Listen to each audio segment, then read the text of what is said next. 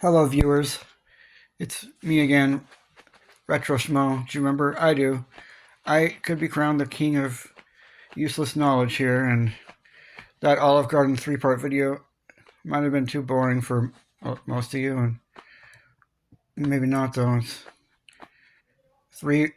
It was a three-part video with that was disproportionate in time-wise. The segments were, but here I'm with you to talk about one of those unmistakable voices you've heard throughout the decades, but you don't know the man. People don't take the time to think about. That is another actor I met at FanX in 2019, Billy West. Yeah, it's unusual for anyone over the age of 14 to go by Billy, unless that's their given actual name. But nope, he's another William. Now he's been the voice of the Honey Nut Cheerios bee since from 1992 to 2004, and from like 2004 to 2015, it was Charlie Schlatter. There on the left, 2004 to 15, I think, and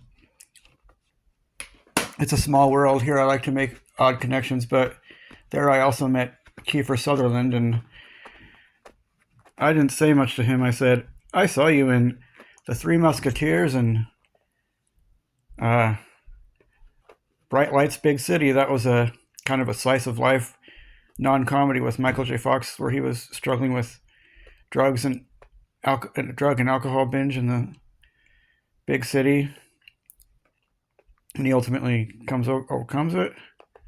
And Kiefer Sutherland played his drug dealer, and Charlie Schlatter played his brother, Michael J. Fox's character. And I don't know if you get the connection. It's a small world.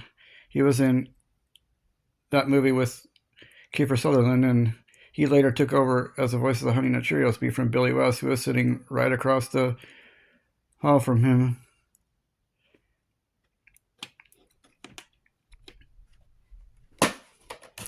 Yeah, The Cowboy Way, that's kind of a little-known action comedy here, and it might be just me. I don't think it is me. I used to think Kiefer Sutherland looked a lot older than he was. He was only 27 here, maybe 26 when it was filming.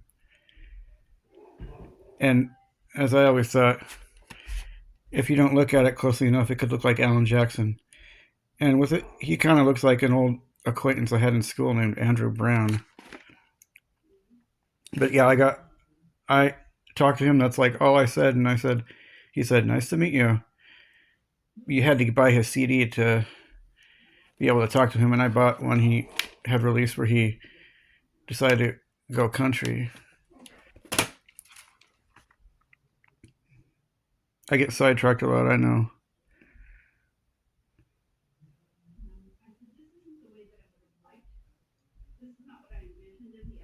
Yeah, but Billy West had a most tumultuous childhood growing or youth because of his alcoholic father, and he turned to improvisation voices to help him cope with it.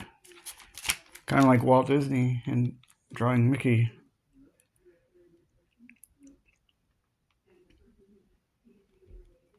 And released on the exact same day as a Nicktoon, he did the voice of Doug and one of the truly funny bullies, Roger. Doug was only supposed to be 11 and a half and bumped up to 12 and a half in the Disney show. Billy West is quoted as saying he did not like the Disney version of Doug, and he was replaced as the voices of Doug and Roger.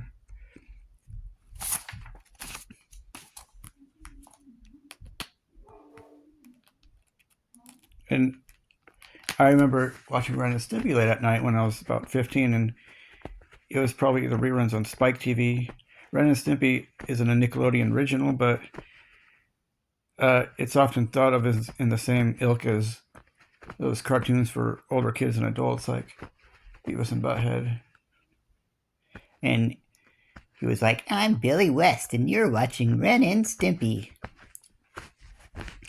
I think Stimpy's voice is right between Doug and Roger, and of course Roger was supposed to be quite a bit older. He was one of those doofuses that was held back several years. He's supposed to be 14 or 15. And I think the Honey Nut Cheerios bee and the red M&M. He's been doing the red M&M since 1996. They pretty much sound the same. And Stimpy kind of sound. The characters all sound like variations of each other, I think. And to a lot of people who are into pop culture, he's might be most known as Philip Fry and Professor, what's his name, on Futurama. Futurama was kind of Matt Groening's follow up, his other cartoon. And something a little funny in Leonard Maltin's movie guide. I'll show you.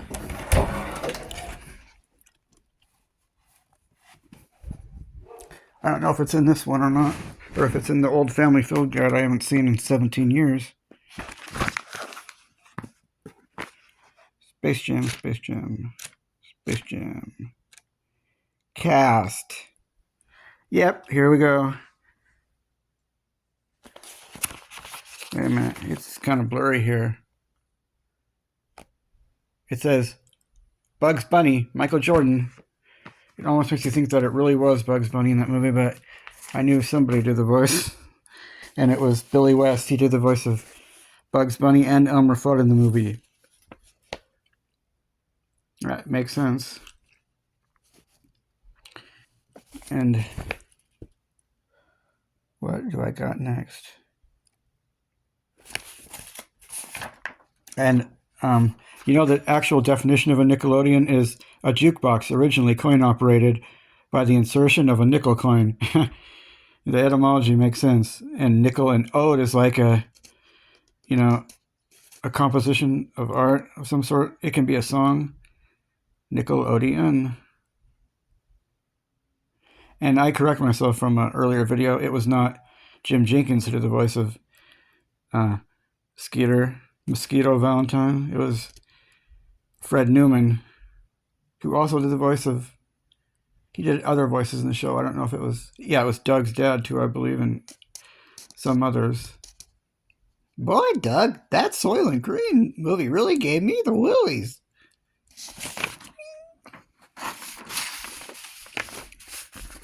Yeah, and Roger pretty much sounds completely like the Honey Nut Cheerios bee and the red M&M. It's like, Doc Funny's worried about the mystery meat. It's Soylent Green.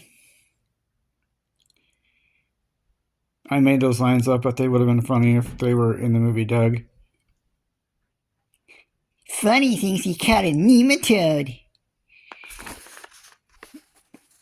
Yeah, I'll say the characters in the show don't seem like they're 11 and a half years old. They actually do seem like they'd be about 15, like Roger, which in animation it's pretty common for young characters to seem quite a bit older than they are.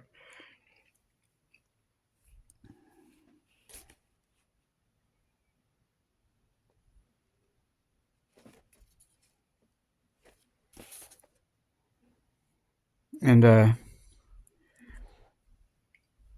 when I was in my heyday of Nickelodeon, I remember that's when Beavis and Butthead Do America was coming out, and I was riding in the back truck bed on the way back from Thanksgiving in Spokane, and my brother was talking about how they're making a Beavis and Butthead movie, and he's like, do you think they're going to make a Ren and Stimpy movie? I don't see too much in common with those shows, other than,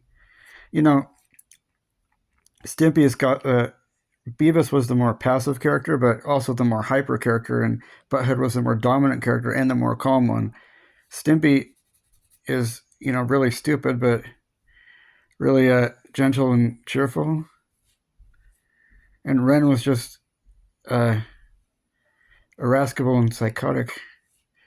I think he was the funnier of the two, but Stimpy was kind of lovable. And I think it's a toss-up between that and Rocko's Modern Life as to what was the most warped Nicktoon. They were some of the most warped cartoons. One repeated commercial, I remember they had segments like where they had commercials. It might have reminded me of Rocky and Bullwinkle a little. But one uh, recurring one was, what rolls downstairs, a loner in Paris rolls over your neighbor's dog. What's great for a snack and fits on your back? It's log, log, log. It's log, log. Better than bad, it's good. You're going to love it. Log, log from Blammo.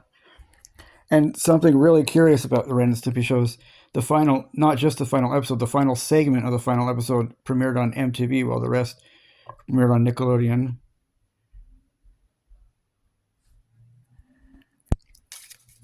That and Doug and Rugrats all premiered originally on August 11th, 1991.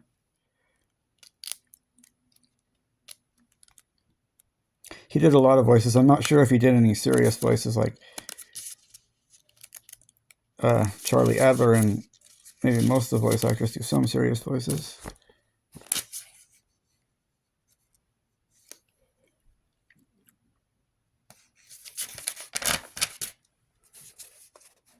And this is kind of inverted from the usual trope. Ren and Stimpy is the stupid, cheerful one was the cat, and the opposite was the dog. That seems to be the opposite in real life most of the time, too. And here I got an autograph from Billy West. Dear Journal. He was actually a really nice man.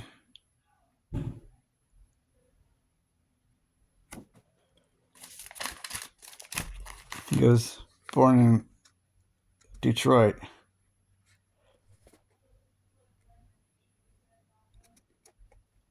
I wasn't really very into Futurama. That would make me the odd man out with most people in my age range. Most people who watch the show, maybe.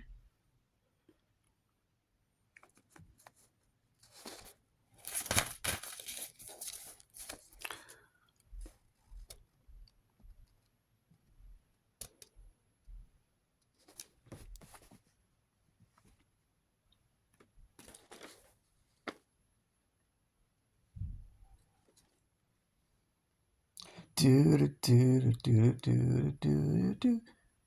That's me. Hey. He before Ren and Stimpy, that might be where he kind of made a name for him, where he first became famous to voice animation buffs, and he's famous for saying that for criticizing how movies tend to hire famous movie actors over famous voice actors. And despite what it shows here, he didn't do the voice of Ren. That was the creator John Kruklavasi or Fosse or something like that. He goes by John K. Kind of a funny thing that I heard from Nostalgia Critic on the Nicktoons is, a lot of people have wondered and they've asked, are Ren and Stimpy gay? And his answer, I don't know. It's none of my business.